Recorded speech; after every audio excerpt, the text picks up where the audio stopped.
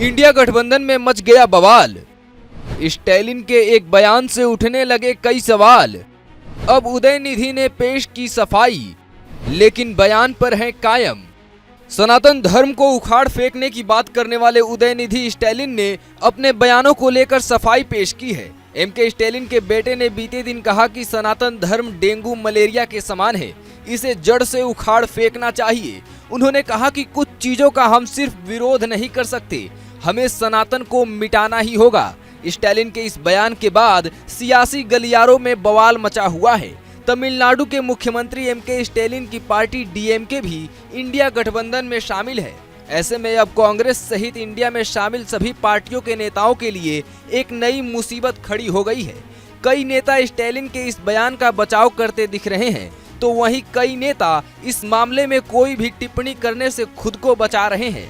सारे विपक्षी दलों के सुर अलग हो गए हैं। उद्धव ठाकरे तो उदयनिधि के इस बयान पर भड़क उठे हैं। साथ ही टीएमसी ने भी इस बयान की निंदा की और कहा, भारत में ऐसे बयानों की कोई जगह नहीं है। समाजवादी पार्टी के नेता शिवपाल यादव इस मामले में कुछ भी कहने से इनकार कर दिए और ये कहकर निकल गए कि हमें किसी भी हाल में बीजेपी को हटाना है और हमारा सीधा फोकस केवल इसी बात पर है। उधर आरजेडी ने खुलकर स्टैलिन का सपोर्ट किया है, लेकिन कांग्रेस के लिए कुछ भी कह पाना मुश्किल है। वो ना तो खुलकर स्टैलिन के समर्थन में कुछ बोल पा रही है और ना ही उनके इस बयान का विरोध जता पा रही है। उदयनिधि के इस बयान ने बीजेपी से लेकर संघ और सभी हिंदूवादी संगठनों को ललकार दिया है। बीजेपी के एक नेता ने इस पर पलटवार करते हुए कहा था कि उदयनिधि नरसंहार करने के लिए लोगों को उकसा रहे हैं। तो अब उदयनिधि ने अपनी सफाई पेश की है। उन्होंने कहा, जैसे कांग्रेस को देश से उखाड़ फेंकने का मतलब कांग्रेसियों को मार देना नहीं है, वैसे ही मेरे इस बयान का अर्थ किसी की हत्या करना नहीं है।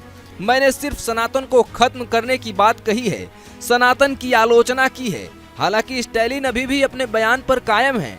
उन्होंने कहा, सनातन का अर्थ है कुछ भी बदला नहीं जाना चाहिए, लेकिन द्रविड़ मॉडल बदलाव की मांग करता है और सभी की समानता की बात करता है। मैं अपने पुराने बयान पर कायम रहूंगा और सनातन को समाप्त करने की मांग उठाता रहूंगा। स्टैलिन के इस बयान से बीजेपी को इंडिया गठबंधन पर निशाना साधने के लिए एक नया हथियार मिल गया है। अब इंडिया गठबंधन में शामिल सभी पार्टियां एक दूसरे का मुंह निहार रही हैं। Bureau report, news India digital.